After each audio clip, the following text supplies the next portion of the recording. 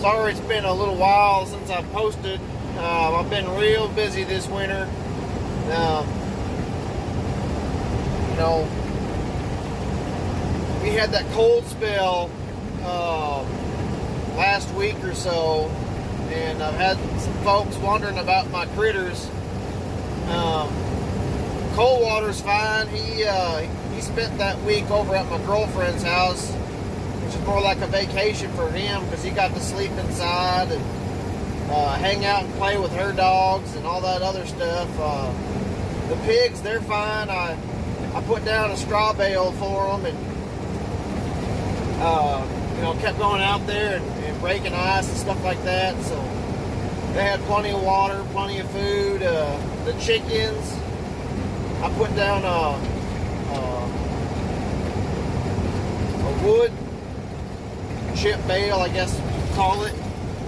But they fared just fine. They're doing just fine. Some other folks have been asking me to do a video about, what kind of setup you can do for an emergency that we had here in Texas, where hold on, I gotta change lanes here. Where temperatures dropped real low and power went out in most of the state because of ERCOT and their tomfoolery. Fortunately for me, Panhandle isn't part of ERCOT, and I'm off grid anyway, so I have power on demand whenever I want it. I have about $1,500 into my power setup. You don't even have to spend that much. You can, find used generators and stuff on Facebook Marketplace and Craigslist.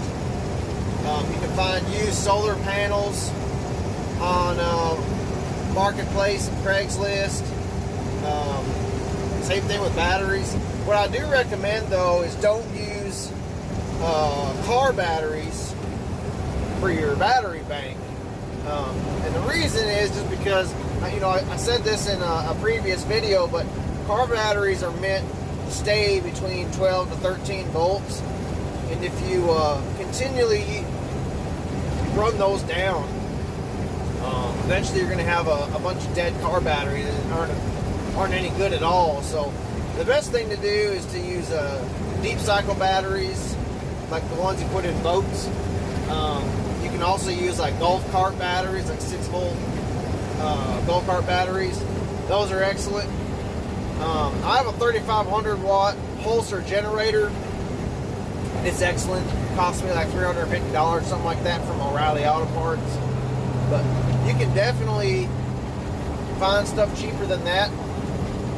The thing is a lot of folks, like, they sit there and think, well, I want a 40,000 watt, this big old heavy duty generator, blah blah blah.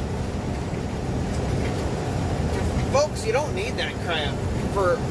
I understand if you're off gridding and you want that kind of power on demand, but if you're just living in the suburbs, you don't want something like that. Because first off, it's going to take a lot of fuel. Second off, you're not even going to be using most of that power most of the time. Third off, as large and as noisy as that is, all your neighbors are going to know you have it. So they're going to be bugging the crap out of you for,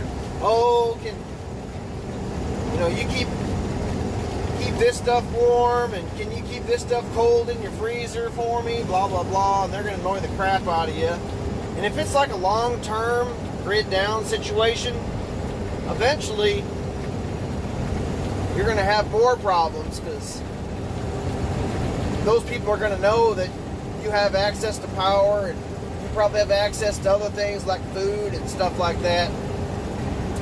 And generators are loud. They call attention to yourself. And that's why I really recommend a battery bank. That way you don't have to sit there and run your generator all the time. And, if you just sit there and just need power for, running the TV and charging your devices, that 12-volt battery bank will help you out a whole bunch. So that's really all I got to say about that. You you can easily spend less than $1,000 on a decent little system that'll help you out whenever the grid goes down, you know, rolling blackouts and stuff like that. My biggest piece of advice there is just don't get real carried away and spend thousands upon thousands of dollars that, you know, you might only use for a couple of hours every year. To me, just doing something like that really doesn't make any sense. It just seems like you're wasting time, wasting money, and calling a bunch of attention to yourself.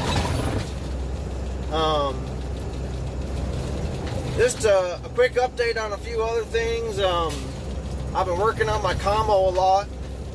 I'm trying to figure out how to do a mobile repeater system using Baofangs. Hopefully I'll figure that out maybe later today, and I'll post another video. Well, I gotta change hands here, so I'm getting tired.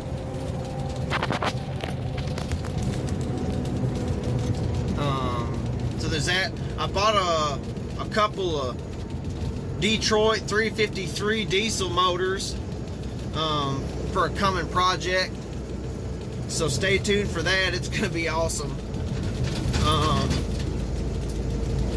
Anyways, I appreciate y'all for watching, and y'all have a good weekend. Thanks.